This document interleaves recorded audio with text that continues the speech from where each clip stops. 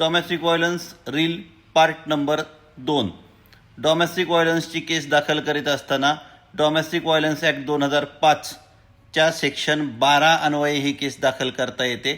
Section 12 मध्ये म्हटलेलं आहे की ॲग्रीव्ड पार्टी म्हणजे कोणतीही महिला ही केस दाखल करू शकेल. ॲग्रीव्ड पार्टी कोणतीही महिला ही केस दाखल करू शकेल तिच्या सासरच्या लोकांविरुद्ध किंवा माहेरच्या लोकांविरुद्ध सुद्धा.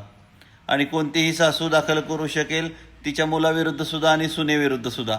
कोणतीही वहिनी दाखल करू शकेल तिच्या नंदेविरुद्ध, ननंद दाखल करू शकेल वहिनीविरुद्ध. आणि ही सदरची केस सेक्शन 12 अन्वये केल्यावर तिला हे प्रथमदर्शनी सिद्ध करावं लागतं की तिच्यावर काही अत्याचार झालेला आहे.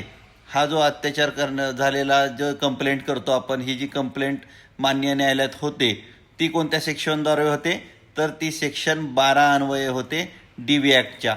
त्यामुळे आता आपण सेक्शन 12 समजून घेतला.